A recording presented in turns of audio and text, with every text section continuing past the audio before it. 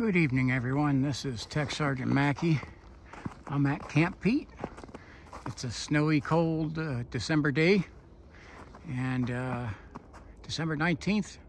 And I'm gonna take a little hike back through Camp Peet. Down in the valley here, it's about 37 degrees. Wind chill is running at about 30 degrees. So, good news for me is the government gave me lots of nice cold weather gear. And I will attempt. See, I'm dolled up pretty good. Okay. So, on the way down here on Daniels Avenue, I've seen quite a few deer out in one of the fields. Let me get my other glove on here. Because it is chilly. Like I said, I got all the equipment for this. And it's a little later into the evening. It's just a little bit after 4. It does look like there's been quite a few people back here. One of the things I love about going out in the snow is you can definitely see the tracks. You can see whether people have been here, what animals. It looks like somebody with their dog has been back here. Maybe multiple dogs. And that's since the snowfall, which happened a couple days ago. And it is neat to be able to see the tracks, but I wanted to come back here and do a hike in the woods. And it's later in the day, starting to cloud over. It's been a sunny day, but it's starting to cloud over. And before all the holiday festivities happen, when they try to get out and do a hike, there is scheduled a ship to come into the Conneaut port. It got delayed by the storm that come across the Great Lakes. And because of its timing, I may not be able to get to film it. But if I do get the chance, it's the Great Republic. It's going to be docking sometime tomorrow. And depending on the timing, is I may get to video it, may not.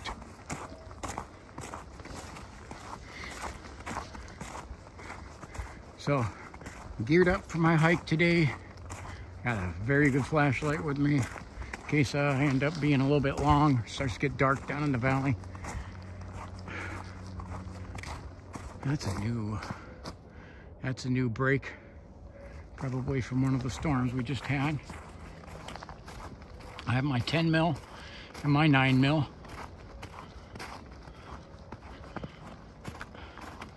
I got my pepper spray with me. I do have a knife, but it's kind of buried.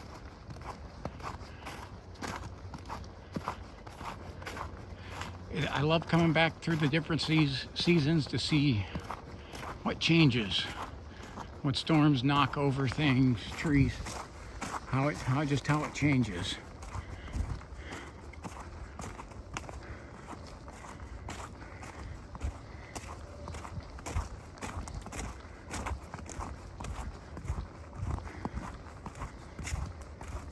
And I like this because it's got a nice path going back here.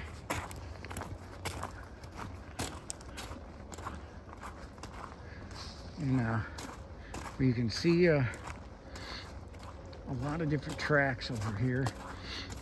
I know there was some dog tracks. I don't know whether I see this one right here. That looks like a rabbit, especially because I can see its trace going back there. That's definitely some sort of rabbit.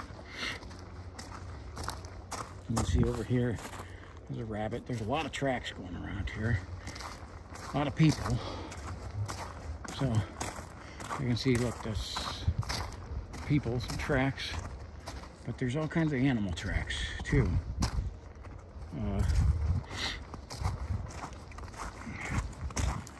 A lot of the critters are not hibernating yet because we're having a pretty mild winter, and we are going to have a green Christmas. They're actually forecasting for Conneaut, Ohio on Christmas 53 degrees. Yuck. I love snow. I love snow for Christmas especially. And we, on average, say somewhere in the areas of 50 to 60% of the time, we get white Christmases. So it's something that, to me, makes the season all that much better.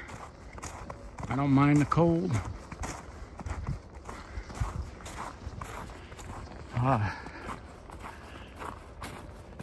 During my career, a span of 21 years, it was actually 22 years by the time I was fully retired, I've had to work in both extreme hot and extreme cold. So it doesn't really matter the weather, you just prepare for it. Because in the Kuwaiti desert, I dealt with the ambient air temperature, that's heat and humidity, of 165 degrees, which is obnoxious. And on a regular basis, on many of my deployments, temperatures up into the 120s. I also, here in Northeast Ohio and in Northern Michigan, I got some Canadian geese flying. Here up there. In Northeast Ohio and Northern Michigan, dealt with temperatures that I had to be outside in and operate and function at temperatures that were at minus 30. And now there's places that get a lot colder than that. But it still was rough temperatures. So, the one where I was at a combat training center in Northern Michigan, they had me in a solid room, but it didn't have much in the way of heat or insulation. And it got down to nighttime, it got down to minus 35. And I had a glass of water by my bedside, and it had covered over in ice. I remember just had layers of blankets, and just layers of clothes, kept warm, made it through it. So I see someone looks like pretty fresh, had their dog back here. I believe that's what those are, probably canine. Well, they're definitely canine, it's just whether they're a dog or not. But it does look like some other people have hiked back here. And you see, that's just regardless of the weather. There's a lot of people still just operate. In this area in particular, I love this, a lot of big trees, tall trees. We're down in this valley where you can see we're at a high ridge line to my left, which I'm actually heading in a southern direction. So that would be to the east. And to the west, over on the other side, you can see, because of the snow, you can actually see the top of the ridge line on the other side of the Conneaut Creek.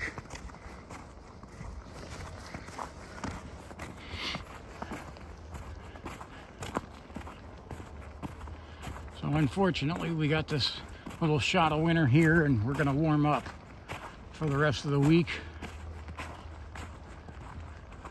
And way too warm on Christmas. So I have, in the past, I've been deployed for Christmas time on more than one occasion.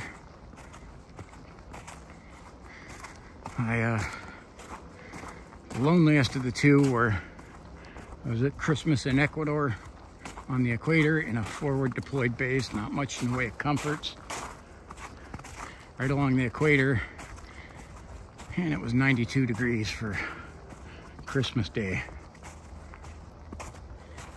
And again, it was a third world country that didn't smell very nice. That one was pretty lonely. And I also had Christmas in Kandahar, Afghanistan.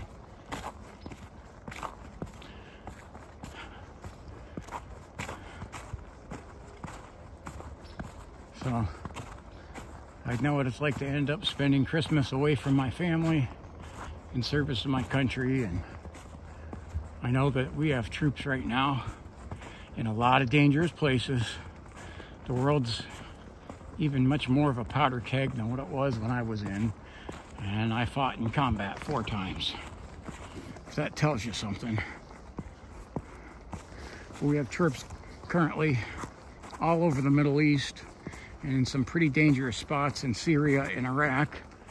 We have a lot of troops in Eastern Europe, and some of our special forces are actually in the country of Ukraine. We have a lot of our troops over in the Pacific, in the Taiwan arena, and we have our troops in South Korea. So, all over the world, we have troops all over there, and that have to be away from home during whatever holiday. And not only that, they'll be working. They'll be out doing what they have to do. So unfortunately, most of our enemies don't believe in Christmas. Now, I gotta show you this because I'm not sure what this is, but it's big and it's a footprint. This is a pretty darn big bird, but I'm not sure. I seen an eagle today. That's not uncommon around here. And I lose the tracks. Here it goes. I don't know where this thing headed to. Headed off into the woods over here.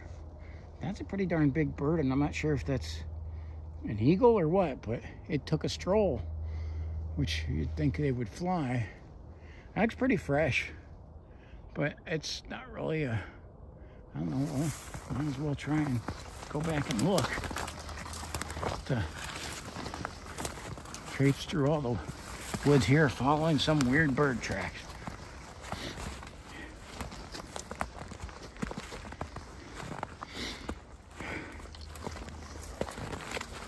Huh. Now it goes off this way over here and goes off. That's weird, it goes in 2 directions. All right, that one really confuses me, but it goes off over there, and I'm not sure where it probably ended up flying away, probably with some sort of bird of prey. I still have seen most of the buzzards fly south, but I did see one today, which I thought at this point they would be gone. Yeah, that's weird. So it looks like there may have been, yeah, that's why I'm seeing it, because there's 2 of them. So look at that. Huh.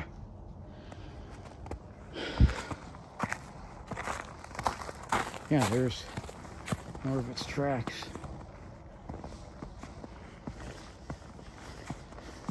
So either that was a couple eagles or a couple buzzards, but it was something big. It looks like a bird of prey. If that looks familiar to you, you can identify those. Please put it in the comments. I don't claim to be an expert on the tracks. I do like going out to find them and try to see what I can figure out from them, but I'm definitely not an expert. This one here, this is definitely animal tracks here. That is not a domestic one, heading over around that way, but I can't really tell. It's a little bit older and I can't make them out. Same with this one over here. I cannot make those out, what animal that is. But it's heading in the same direction I'm going. And I'm still seeing a lot of canine prints, definitely after where all the human prints are like stopping. So I don't know. And these ones, those are tiny. So those are like the size of my finger. I'm not sure if that's maybe a squirrel. Huh.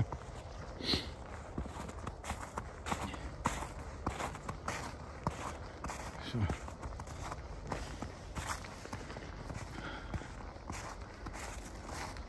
well, anyway, off we go into the woods.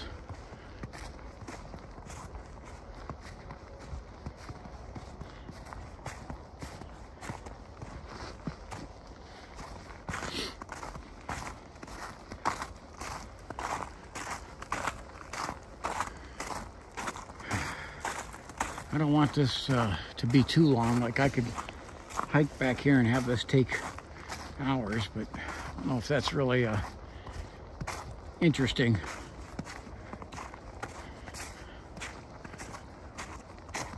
I mean, it is for me, but whether anyone else wants to watch for hours.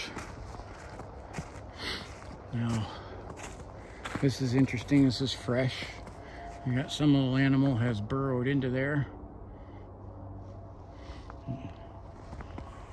It's some kind of little critter, because it's kicked a lot of its stuff from that tree. It's making its den for the winter time.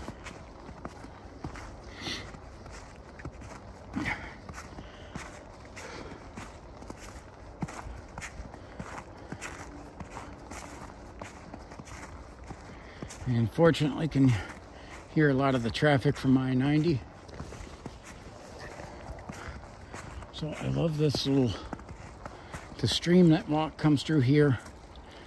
Thankfully I got the mucks on, so I can cross through anything. But I just love this view. It's very much like a, kind of like a postcard.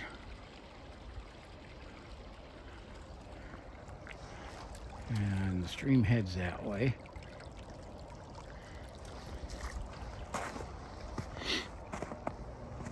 So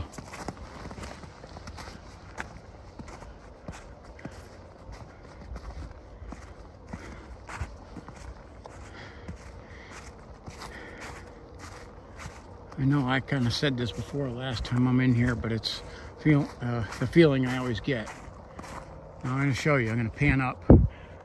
These trees, big trees, these are solid 100 feet high trees. Our canyon, I guess you'd say canyon wall, I would like to say the valley wall on this side goes up at least 70 plus feet. Same thing on the other side. I feel very small down in this valley.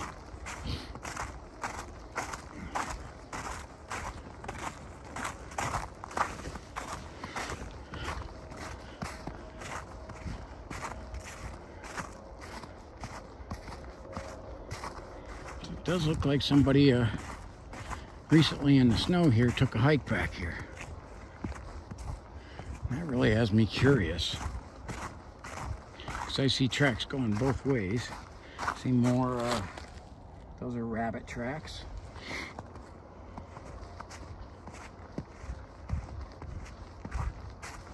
I see them all over the place. Again, I know it's like, you think most of the animals would hibernate by now, and maybe some have, but we have this little cold snap, but it's a short-lived one. So I honestly don't think most of them, if they still have the opportunity to get out and get food, they're going to shorten that hibernation period. Animals always seem to know something about the weather that we don't, too. Okay. Now this, I can't exactly tell what it is, but this is after the human footprints have definitely stopped now. And this is some sort of critter, but I can't really make out. I'm wondering if this might be coyote, because yeah, because it definitely looks like a canine print, but kind of a smaller one. Ooh, this is definitely a raccoon. So that's a new one. We got a raccoon over around here. And I see Mr. Cooney probably up on the top of this tree somewhere.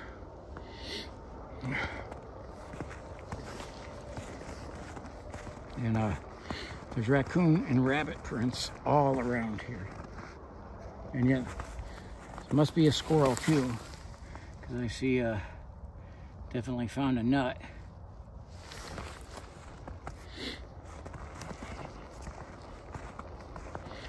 Yeah, all the human prints have definitely stopped.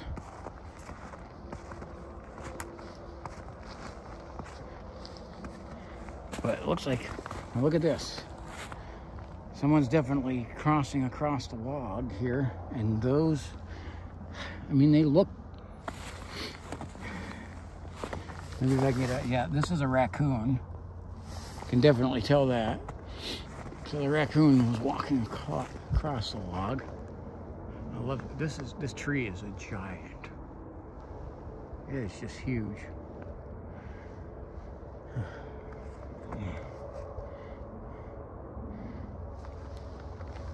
And I'm going to head back in a little deeper.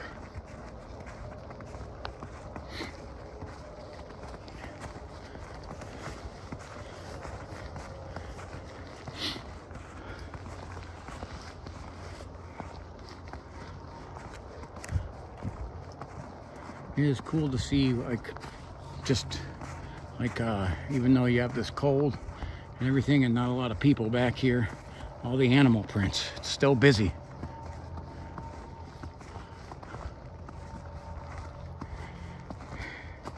Yeah, and that's definitely, it's got to be a coyote or a fox, because it looks like a smaller canine print that I'm following back here.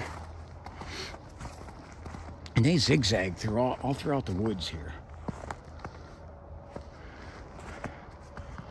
Great thing about this time of year, not only can you see, there's nothing that can really hide too good from me. Look at that is up high.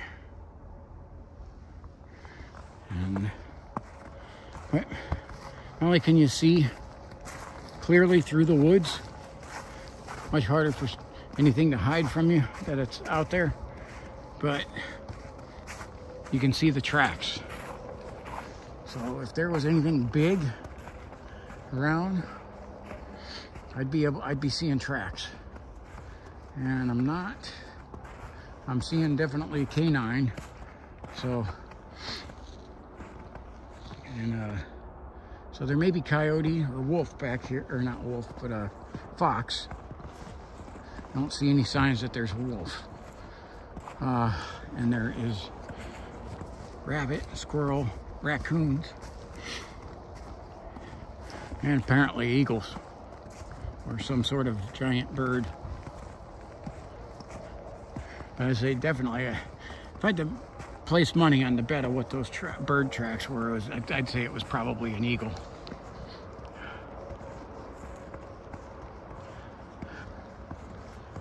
Eagles do scavenge.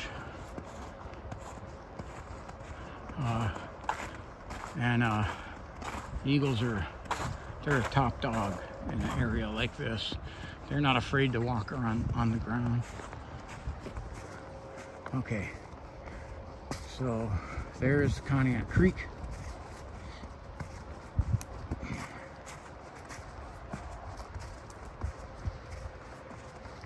And as is normal for this time of year, water level's pretty high.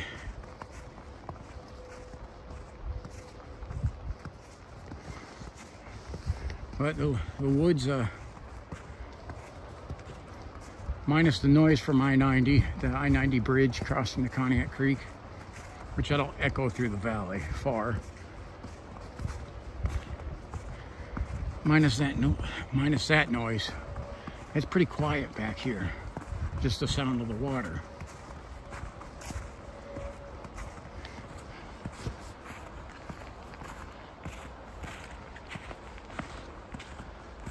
Still following that canine track.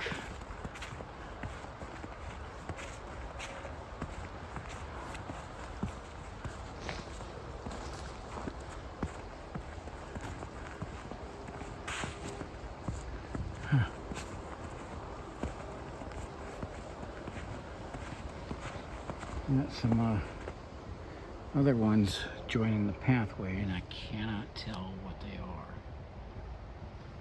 Those are a little older, degraded. These ones I can definitely see are canine. So, and they're smaller, so it might be they say it's either a fox or a coyote. Now, there's a pathway that goes up there. That goes up to somebody's property. So I'd say I'm probably at the property line for here. I'm gonna go over by the water. We got more raccoon tracks right over here on this log. I go over by the water. As you can see, it bends through here. And we got the sun setting in the background. You can't really see much of it.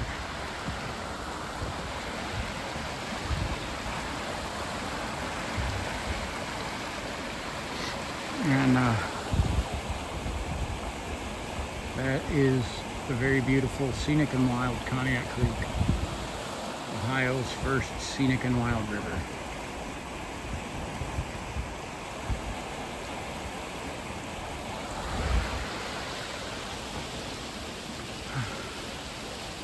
All right, now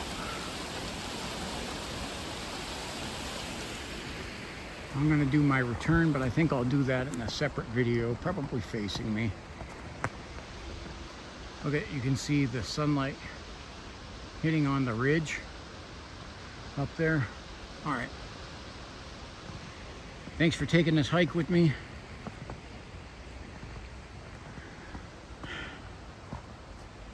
I want to say Merry Christmas. God bless you. Stay out in the woods. Stay hiking. Don't let anything stop you. Okay. Like, subscribe, and share. And follow. Send this around. Send this around. I'd appreciate if you could send it around to other people. I'm just closing on this beautiful view up here. All right. I'll do a return video. All right. God bless you.